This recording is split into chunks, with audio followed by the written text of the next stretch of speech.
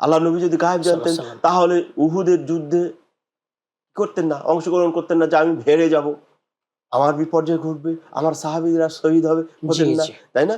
এমনি ভাবে আগেই বলে যেতেন, ও হুসাইন রাদিয়াল্লাহ, ও হুসাইন আমার কলিজার টুকরা, আমার অত্যন্ত আদরের নাতি, তুমি তুমি কারবালায় যেও না, তুমি ওই কারবালায় যাবে না, কারণ ওখানে কিন্তু তোমাকে শহীদ করা হত্যা হবে। করবে। এ ধরনের কিছু বলেছে।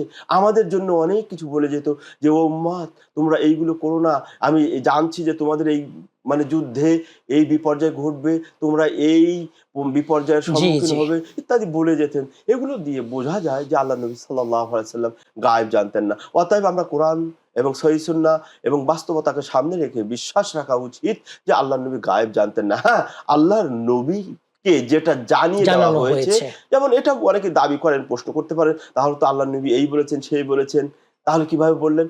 তো এটার ব্যাপারে আমরা বলি যে আল্লাহ সুবহানাহু ওয়া তাআলা নবীকে ওই সকল বিষয় জানিয়ে দিয়েছেন যে ভবিষ্যতে এই ঘটবে, এই ঘটবে, এই ঘটবে। তাহলে সেটা আর গায়েব থাকলো না। থাকলো না। জানিয়ে দেওয়ার কারণে আল্লাহর নবীর কাছে এটার গায়েব থাকলো না। এটা মানে দৃশ্যমান হয়ে গেল, দৃশ্যমান হয়ে গেল। অদৃশ্য থাকলো দৃশ্য। না।